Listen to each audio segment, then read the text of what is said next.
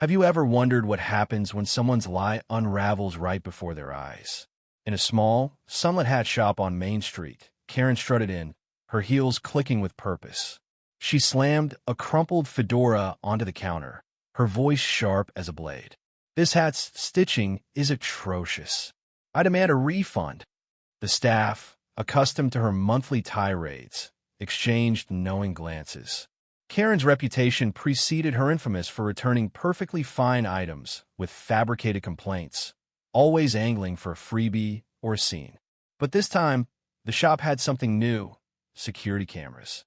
Karen's accusations flew like sparks. She claimed the hat, a sleek $80 fedora, fell apart after one wear. "Shoddy craftsmanship," she barked, pointing at the bent brim and frayed edges. The cashier, Mia, a young woman with a calm demeanor, didn't flinch. She'd seen Karen's type before: entitled, loud, and banking on intimidation. But Mia wasn't alone today. The store's new manager, Javier, a quiet man with a knack for details, stood in the back, watching. He'd installed cameras after Karen's last stunt, when she'd returned a scarf, claiming it unraveled despite clear signs of scissors. This time, they were ready. Mia kept her voice steady. "Ma'am, let's review the return policy. Can you explain when you noticed the damage?" Karen scoffed, tossing her hair. "I wore it once, and it practically disintegrated. Your store sells garbage." Customers nearby turned, sensing drama. A teenage girl filming on her phone whispered, "Here we go again." Karen, oblivious, doubled down. "I'm a loyal customer. I deserve a full refund and an apology." But Mia didn't budge.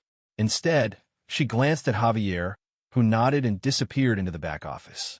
The air thickened with anticipation. What Karen didn't know was that Javier had spent the morning reviewing footage. The cameras, installed just weeks ago, captured everything. On Tuesday, Karen had browsed the store, picking up the fedora. The footage showed her admiring it, then, in a quiet corner, deliberately bending the brim until it cracked. She'd even tugged at the stitching, smirking as threads loosened. It was no accident Karen had engineered the damage, banking on the store's no-questions-asked policy. But policies change, and Javier was done letting her scam slide. As Karen ranted, Javier returned, a laptop in hand. "Ma'am," he said, his voice low but firm, "before we process your refund, let's take a look at something." He turned the screen toward her. The footage paused on her grinning face as she mangled the hat. Gasps rippled through the crowd. Karen's jaw dropped, her confidence evaporating. That's not me," she stammered, but the evidence was undeniable. The teenage girl with the phone zoomed in, live streaming to her followers. "Busted," she whispered, her video already racking up views. Karen's face reddened as she scrambled for an excuse. "This is fake. You edited it." But Mia, now emboldened, leaned forward. "The cameras don't lie, ma'am. You damaged the hat yourself." The crowd murmured, some shaking their heads, others stifling laughter. Then came the twist. An elderly woman, Mrs. Clara, stepped forward.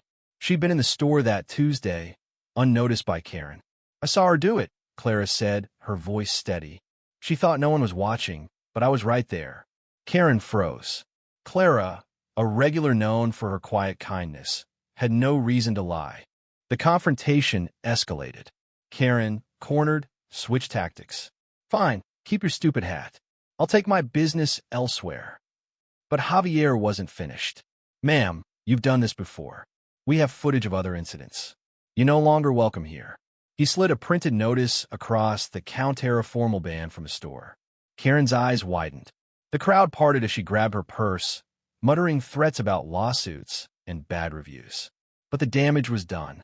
The teenage girl's video, now viral, had tagged the store, and comments flooded in, "Justice served." Karen got what she deserved. As Karen stormed out, the shop erupted in applause. Mia high-fived Javier, who smiled for the first time all day. Mrs. Clara, adjusting her own hat, chuckled. "Some people think they can bully their way through life," she said. But truth catches up. The store returned to its usual hum, but the story of Karen's downfall spread. Online, the video sparked debates about accountability. Some defended Karen, arguing she might have been desperate. Others saw it as a lesson. Lies, no matter how bold, crumble under scrutiny. Karen's scheme, built on entitlement and deceit, collapsed in minutes. The hat, a symbol of her arrogance, sat discarded on the counter. For the staff, it was a victory not just against one customer, but against the chaos she brought. The shop's reputation grew, with customers praising their stand. Javier framed the ban notice, a quiet reminder of the day they fought back.